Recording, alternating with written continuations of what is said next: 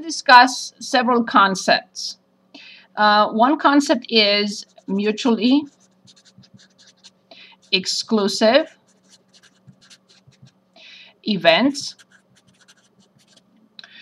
also called disjoint.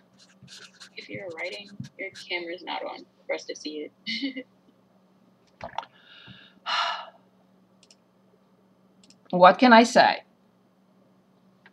So we're talking about in a minute about mutually, I'm going to give examples. Mutually exclusive events, they're also called disjoint.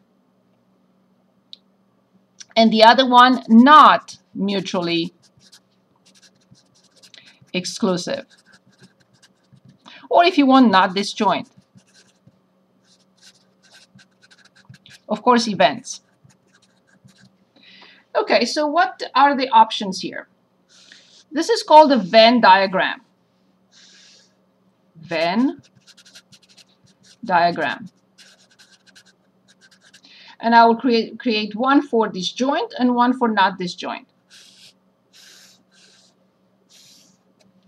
So two events are disjoint if they do not have anything in common. So this is event A and this is event B.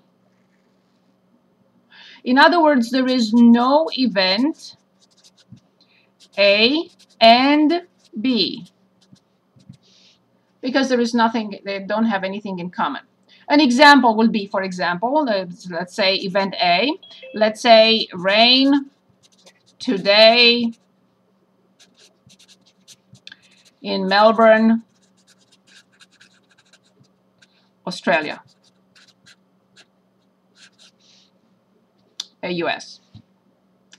And B, selecting a red card from a deck. In other words, maybe this is not the best example, but in other words, there is nothing in common. So what could we be asked to determine here? The probability of A or B. Because the probability of A and B is how much?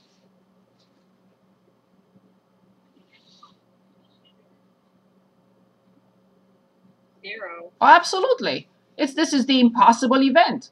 They have nothing in common. There is no overlap. They cannot happen at the same time. In other words.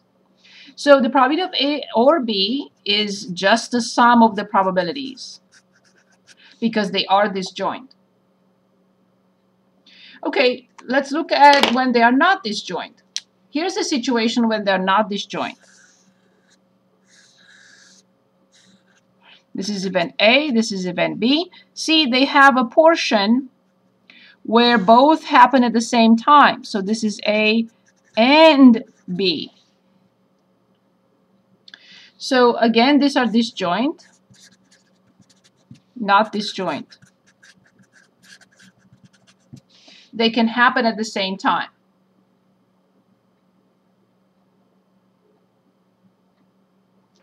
Okay, so here, the probability of A and B is not 0.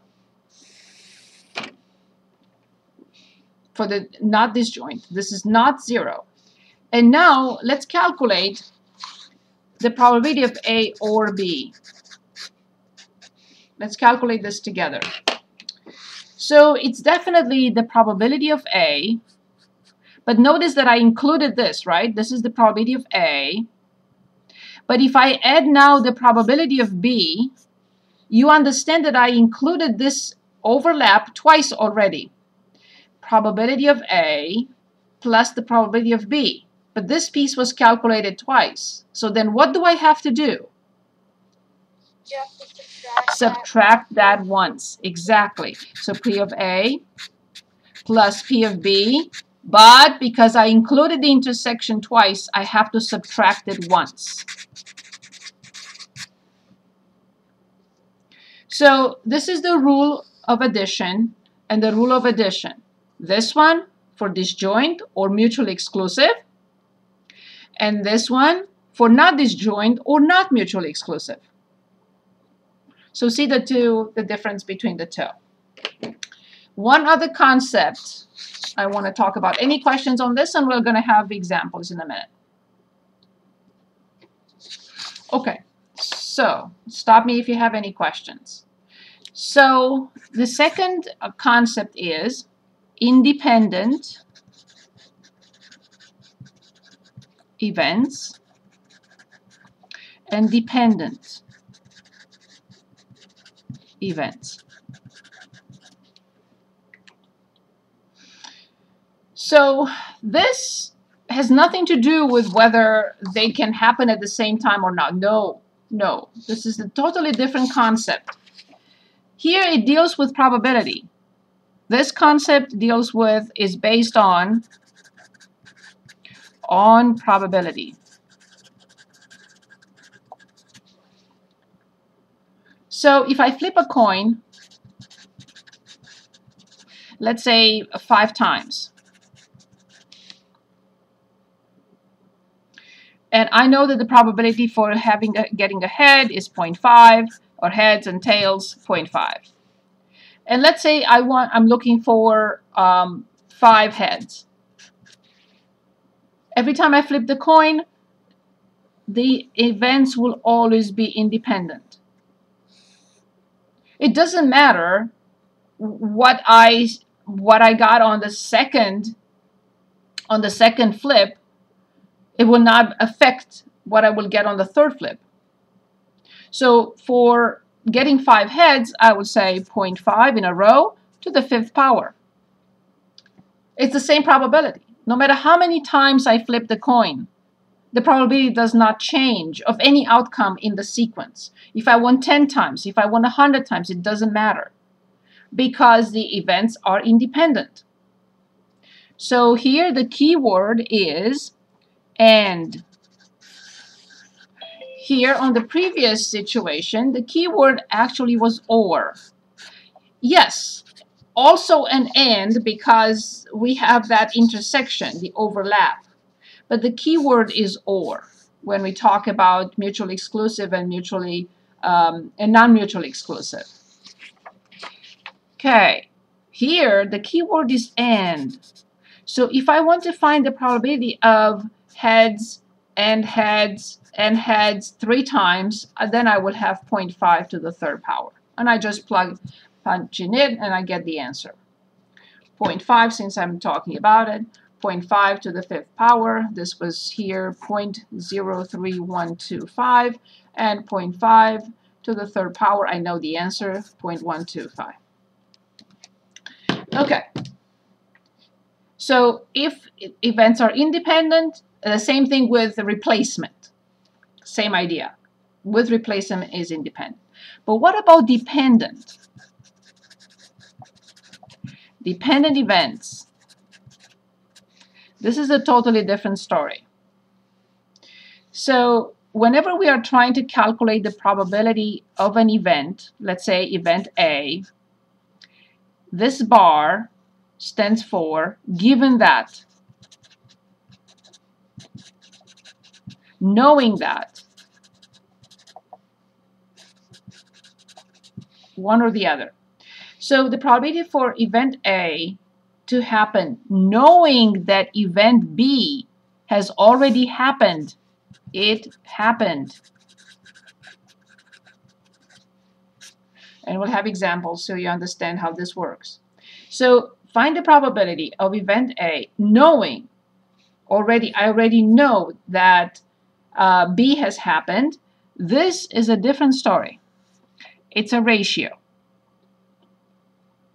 Okay?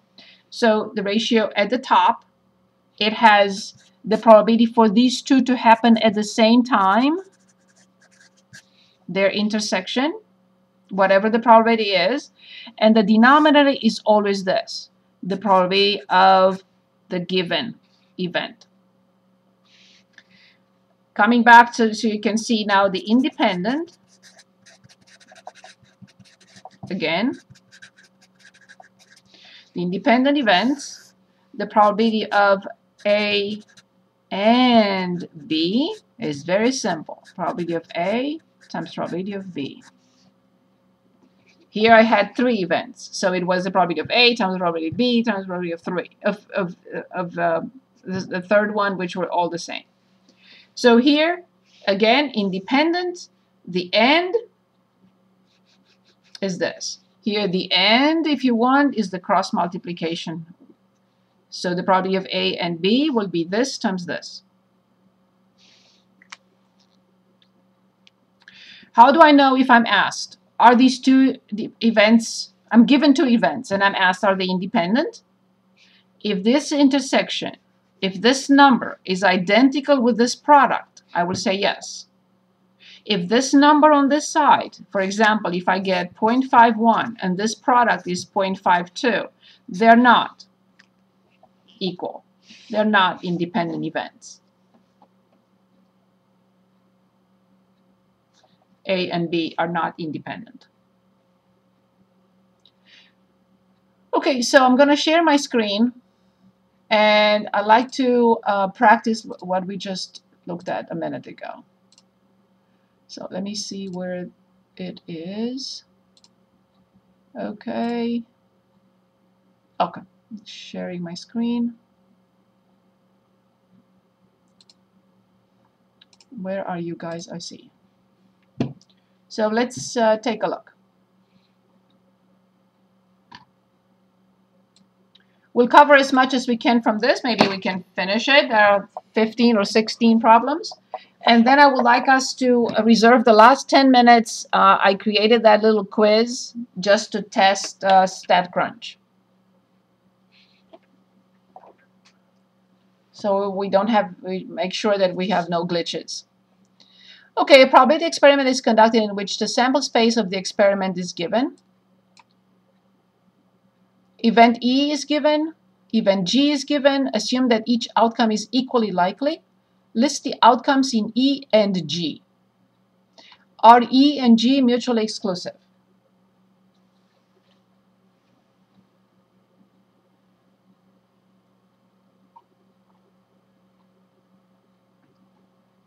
Anyone would like to start?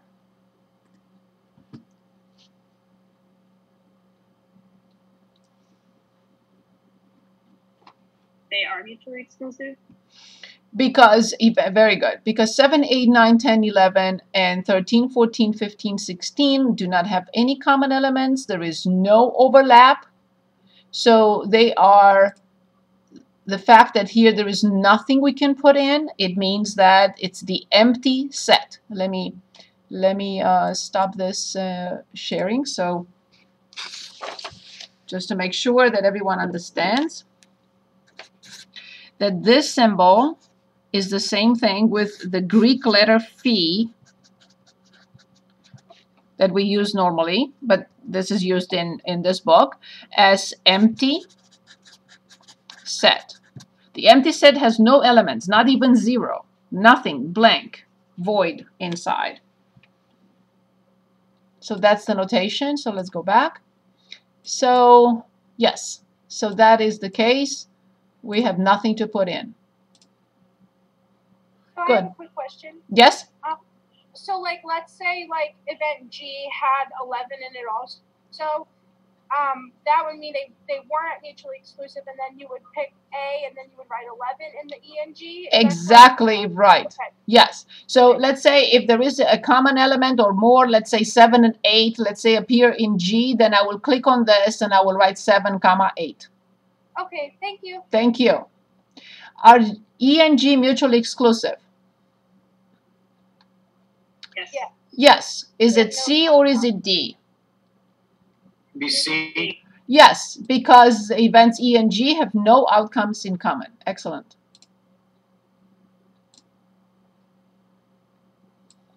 Okay. Find the probability of the indicated event. If P of E is 0.25 and P of F is 0.55, find P of E or F. If P of E and F is 0.15. So let's draw a conclusion first of all. What type of events are E and F?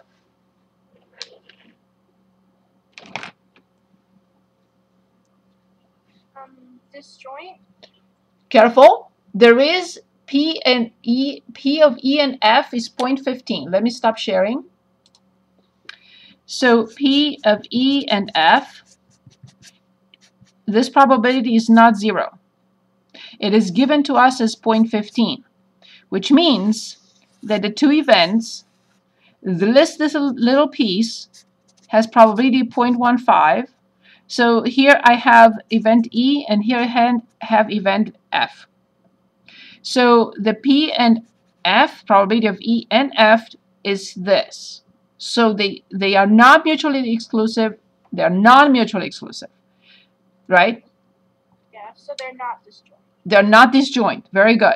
So then if I'm asked to find the probability of E or F, I have to remember it's E plus F minus the intersection because I included it twice.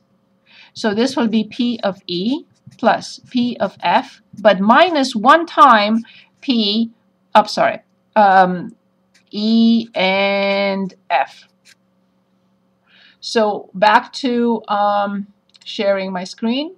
So P of E was 0.25, P of F was 0.55, and P of E and F is 0.15. So then what do we get?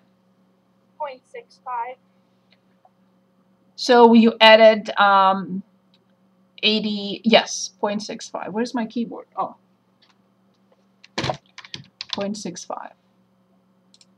Everyone understands this so far? Yes. Let me know, please. Find the probability of E or F. So again, it's or if E and F are mutually exclusive. We are given P of E and we are given P of F. We're not given P of E and F. Why not? Because they're mutually exclusive. Mutually exclusive.